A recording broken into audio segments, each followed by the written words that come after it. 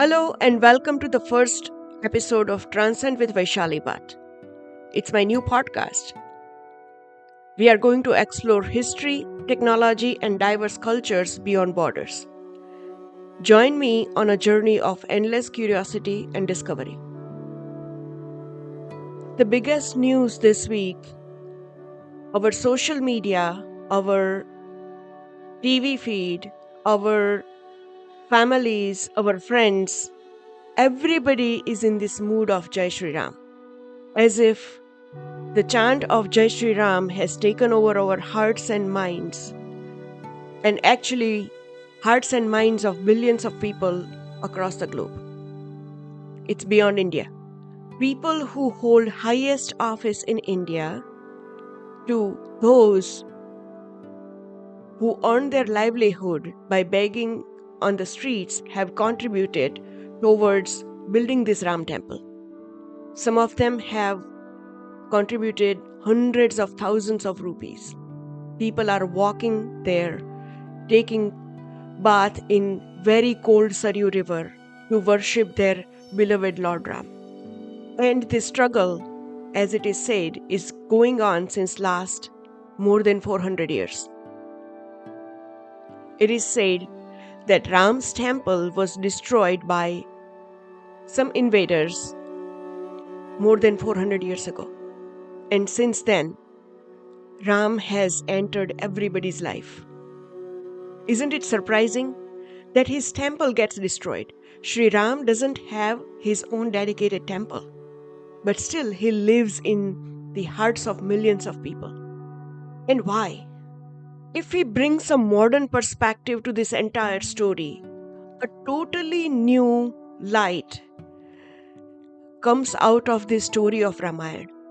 The most recent research identifies 7 qualities that build power. It doesn't have to be political power. It can be some very strong influence. And if we look at Ramayana, Ram's life story, we feel that all these 7 qualities are there. And the writer, Rishi Valmiki, has done tremendous justice in bringing these qualities to all of us through storytelling of Ramayana. So, what are these qualities? Ambition, energy, focus, self-knowledge, confidence, empathy for others, and capacity to tolerate conflict. Now, if we think back and try to relate this to Ramayana, to Sri Ram's story, we feel that all of these are evident in his life. To start with little bit of background. Ram was born to Queen Kaushalya and a very popular King Dashrath. Ram was eldest of 4 brothers. He was very loving, very kind, very empathetic, and very respectful to his elders. Ram was like God to his 3 younger brothers. He took very good care of them when they all went to school, to ashram, to Rishi Vasishtha's ashram. Ram and his brothers, Lakshman, Bharat, and Shatrughna, got best of education in their childhood. And Ram obviously remained popular throughout his country and his capital Ayodhya. Once they finished their education, Ram and Lakshman were sent to get further training under Rishi Vishwamitra. This time, the training was focused on warcraft and weaponry. In terms of today's world, we can interpret that as Sri Ram and Lakshman interned under Rishi Vishwamitra and learned new war techniques. And they were richly rewarded by specialized weaponry. Ram was supposed to be the king. So he had to be strong, and he had to be courageous, and he had to be brave. And yes, he was. During his training under Rishi Vishwamitra, Ram demonstrated immense courage in killing asuras or demons who were terrorizing Vishwamitra and other rishis. He made sure, Sri Ram and Lakshman made sure that all these rishis were safe and secure. Their ashrams were safe and secure. And once he returned, this time he returned to Ayodhya with his newly wedded wife Sita. At certain time, Dashrath realized that he is getting old and he now has to pass on his throne to his successor. Obviously, Ram was very well suited, very popular, and the eldest of all brothers. He was the natural choice for succeeding King Dashrath. When time came, the announcement was made that it's now time for Ram to take over. Ayodhya was beaming with joy. Dashrath was very happy. Ram's mother Kaushalya was very happy. Sita and Lakshman were very happy. The entire atmosphere was filled with joy and celebration. But someone did not like this idea. It was Ram's stepmother, Kaikeyi. Kaikeyi decided that, no. My son, Bharat, who was younger than Ram, should be the king. Because if Ram becomes the king, I will lose importance. So then Kaikeyi decided to use her political powers, and he influenced, he convinced, and he forced King Dashrath to announce Bharat as the next king. Not only that, she wanted to make sure that Ram doesn't revolt. So she also asked Dashrath to send Ram to a 14-year exile. This was a major conflict, but Ram showed extreme courage and sympathy towards his father. He showed kindness and respect.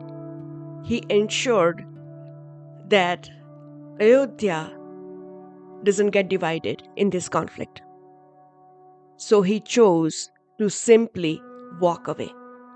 He happily accepted his father's new verdict, his stepmother's new verdict, and decided to give up his throne in favor of Bharat. He convinced his wife Sita, his mother Kaushalya, Lakshman, and all his well-wishers that I'll be okay. I will go away from Ayodhya. This was a major step, and this step showed Ram's capacity to tolerate conflict. But once he goes out of Ayodhya, he starts walking bare feet in deep jungles of India. Literally, territory that was never explored before. It was deep, it was dense, full of wild animals, full of terrorizing demons, and some rishi ashramas. But Ram decided to take this journey as an opportunity to learn, as an opportunity to build power. And throughout this journey, he focuses, Ram, Sita, and Lakshman focus on three things: building deep relations, continuous learning, and destroying demons and making everybody safe and secure. Throughout his journey, that made Prince Ram, Lord Shri Ram, he built relations with everybody around him, whoever he met.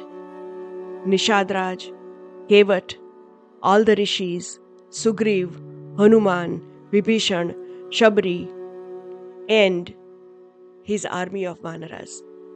All these people who he came across and who he met ranged from tribesmen to a boatman to a king of Vanaras, brother of his enemy Ravan, who was Vibhishan, a very poor native lady Shabri, very knowledgeable rishis, but he met everybody with politeness. He listened to all of them. He gained a lot of knowledge. He gained friendships. He built relations.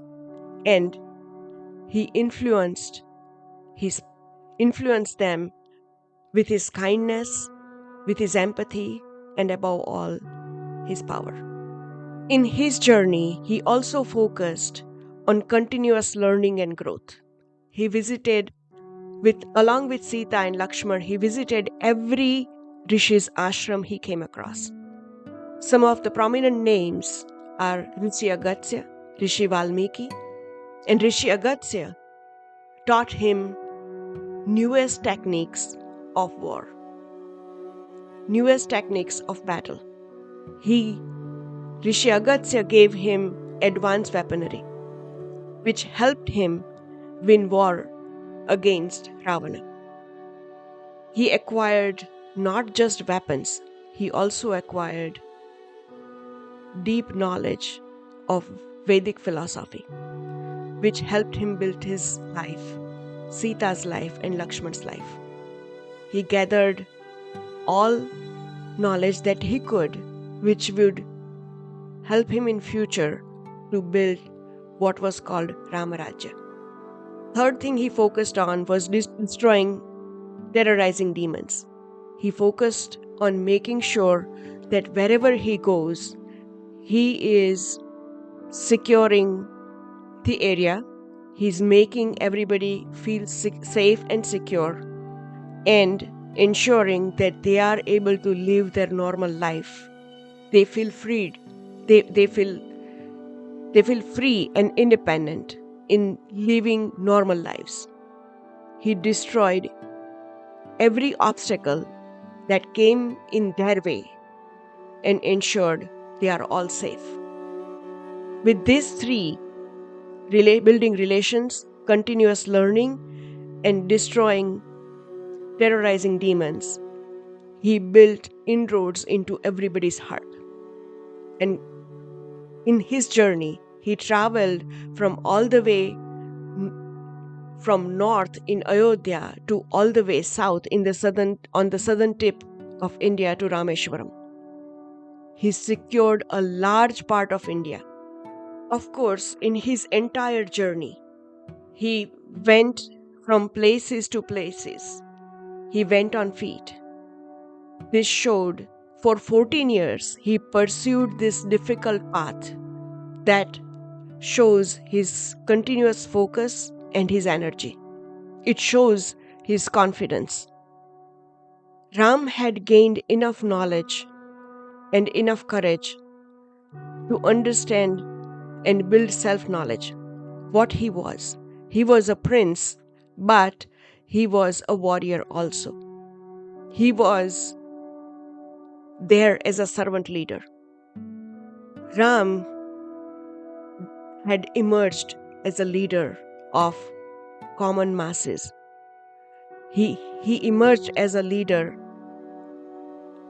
and a savior to all those common people who were dispersed across India and who had nobody to go to.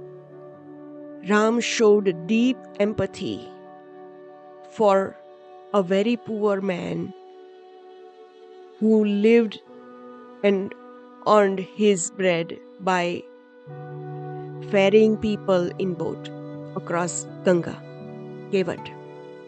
Ram also goes and meets Shabri, who is a very poor old lady, and shares meal with her.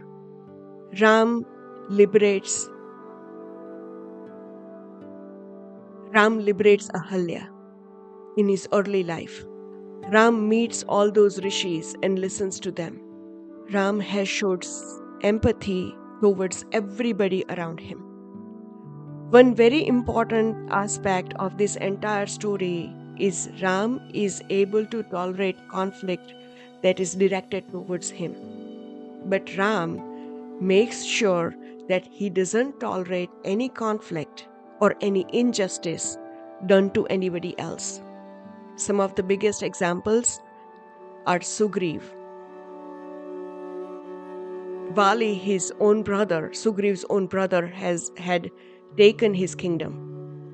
And Ram makes sure that he brings justice to Vali. He chases Ravan all the way to Lanka to make sure that Ravan is punished for kidnapping Sita. And with all these 7 qualities, energy, focus, self-knowledge, confidence, empathy, and capacity to tolerate conflict, Sri Ram, comes back to Ayodhya as a very powerful king and rules over Ayodhya and all of India for several years to come. His beautiful life story, his inspiring life story, along with Sita and Lakshman, is depicted very beautifully by Valmiki and by Tulsidas ji and by several others, which continues to inspire India, which continues to inspire billions of people. But there is so much more to learn from Sri Ram and his 7 qualities for everyone. Jai Shri Ram. Thank you for transcending with me. If you enjoyed this episode, don't forget to subscribe and stay tuned for more conversations that go beyond borders. This is Vaishali Bhatt. Until next time,